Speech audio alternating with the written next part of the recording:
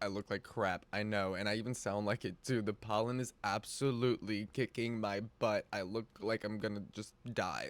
The whole gist is like there is no handbook to this life crap. Like life has no handbook, okay?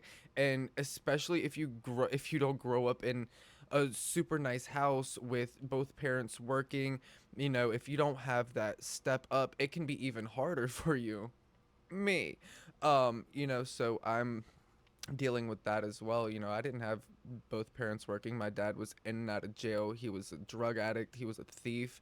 And I'm not using that on like, oh, like, hold on.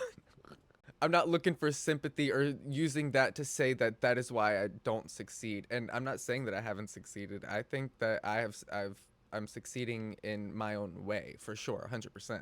I'm kind of just telling my backstory and saying things that I've gone through and stuff like that, just to say, like, I mean, you're not alone out there. Everybody goes through different walks of life. Everybody lives a different life, and I wish I did have a perfect little fairy tale home, where both parents worked. They were able to help me get my first house, things like that, because it's so hard not to. I mean, the housing market is becoming more than what we as people are getting paid, and they don't even want to raise the minimum wage to $15 an hour.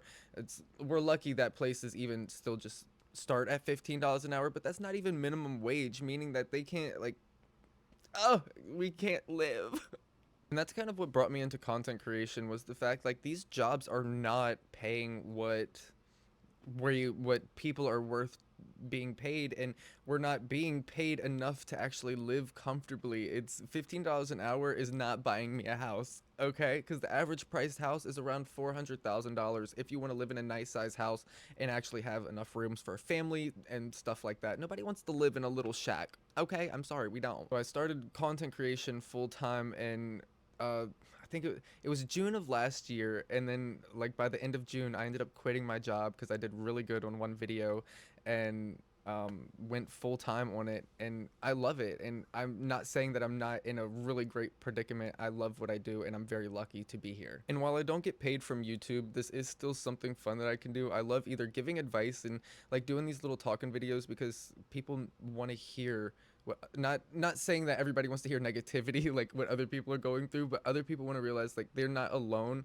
and to hear other people's stories can be inspiring. Like I'm like I'm not from your average little home where, again, where both parents are working. I didn't grow up perfectly. I went through a lot of stuff personally, emotionally, and stuff like that. And so I love if I can inspire somebody to do their own thing, get away from that 9 to 5, stop working for Uncle Sam and start working for yourself, because you are the only one that is going to get you anywhere in life. Which brings me full circle to what I said in the beginning, that there is no handbook to this life situation. Nobody tells you when you grow up, like, this is not easy. They're just like, oh, don't grow up too fast. And then boom, you grow up, and then what? Then what do you do? That's like, what do I don't exactly.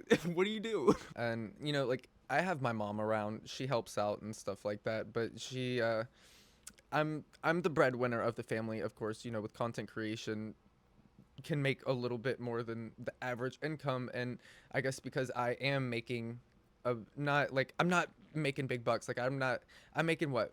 I think last year I made like right at 30,000 for half of a year. So I mean, I'm not making big bucks, but the potential is there. I made an average yearly wage in half of a year, so it's like I don't know. I guess she kind of looks at it like, oh, you're making big bucks, so I don't have to work as much. She does like Instacart and DoorDash and stuff like that, and it just like it can pay the bills if you do it. If you actually do it, but I'm the main one doing everything. And right now, I mean, she pays her portion of the rent. She does that. She helps a little bit on the electric bill, but the electric bill during the winter was the highest of $700.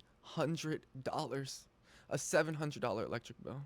While trying to also get a house and stuff like that. I mean, I come from literally like nothing, ramen noodles and eating those little oatmeal things. Like I come from Vienna sausages. Those are so good, by the way. Again, I don't look for sympathy. I'm not looking for anybody to feel sorry for me or anything like that. Nobody's situation is the same. I've learned to live with what I've gone through, and I never asked for the situation that I'm in now. My grandmother, unfortunately, before we moved into this place had passed away unexpectedly, had a reverse mortgage on our house, and we didn't, nobody was saving up money to get a house really at the time. And I was so young when she had passed away. I wasn't even 18 years old. So and we've been at this house for the past 5 years, and I'm trying to now save up and get a home now that I'm making more than $15 an hour, now that I can actually afford to live life, which a lot of people should anyways, so that kind of just put me into this predicament here. We had to move to this house, and this is not the best place to be. I will say just that. So I've been really trying to get out now that I'm in a more stable position in myself and my life and career, I guess. But then it's also being put on the line because we don't know what's happening to TikTok, and so I don't want to put all my eggs in one basket. I come over here to YouTube because I'm like, well, I can make more long form videos, and in a way, this is like therapy for you and me both, maybe.